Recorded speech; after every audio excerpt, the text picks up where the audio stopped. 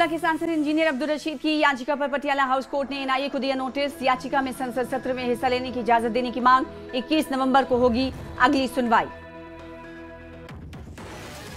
CM Omar Abdullah ने नौगाम धमाके में मारे गए टेलर मोहम्मद शफी पर्रे और शहीद कांस्टेबल एजाज अहमद के परिजनों से की मुलाकात। अस्पताल में जाकर धमाके में घायल हुए लोगों का भी जाना हाल चाल।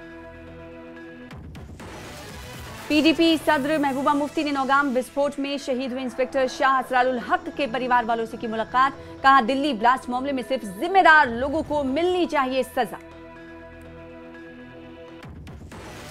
पीपल्स कॉन्फ्रेंस के सदर सज्जाद गनी लोन ने की शहीद पुलिस इंस्पेक्टर असरारुल हक शाह के परिवार से मुलाकात। जताई संवेदनाएं। नौगाम ब्लास्ट में शहीद हुए थे इंस्पेक्टर असरारुल हक शाह। नौगाम ब्लास्ट की जांच के लिए जम्मू कश्मीर में पहुंची एनएसजी की टीम। नौगाम थाने को अपने कंट्रोल में लिया। 14 नवंबर की रात को हुआ था नौगाम पुलिस स्टेशन में ब्लास्ट।